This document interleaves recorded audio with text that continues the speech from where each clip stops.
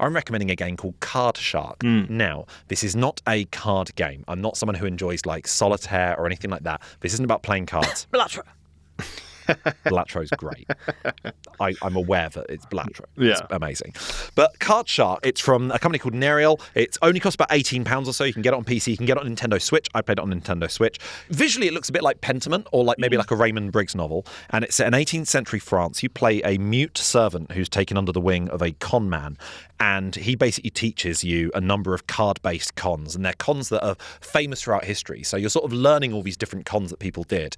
But the way these cons manifest themselves is in the games, you'll be playing a series of mini-games where it's a case of you're the servant, so you're pouring your friend's wine while slipping a deck of cards into his pocket. And then you're going into a different room with a fake deck of cards and you're marking all the aces and the kings on the back with a pen. And you're trying to remember what patterns you yourself have drawn. You're coming back and pouring the wine again as you slip the cards back into his pocket. You're doing things like bending cards so you know which one is the correct one in the deck. But you do those through a series of mini-games where you're sort of pressing a series of buttons and it's all about dexterity and timing. When you are pouring the guy's wine, you've got to be tipping the analog stick at the right angle to pour it whilst pressing a button to put the cards in his pocket. And I don't think I've ever sweat more during a game.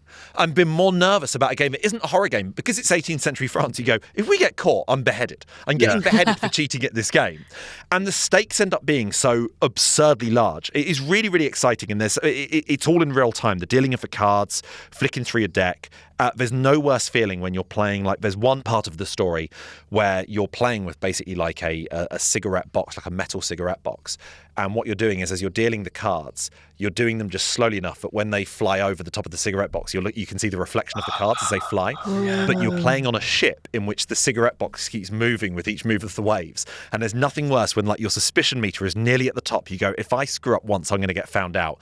You flick the card over the top of the cigarette box and you go, I don't think I saw what that was. And it just makes you so fucking scared. It is such a good idea for a game. The storyline is brilliant. It plays out so weirdly. I've never played anything like it, where a game is not about a card game. It's about the act of dealing out the cards and cheating. It's just excellent, and I need more people to play it. Button Boys.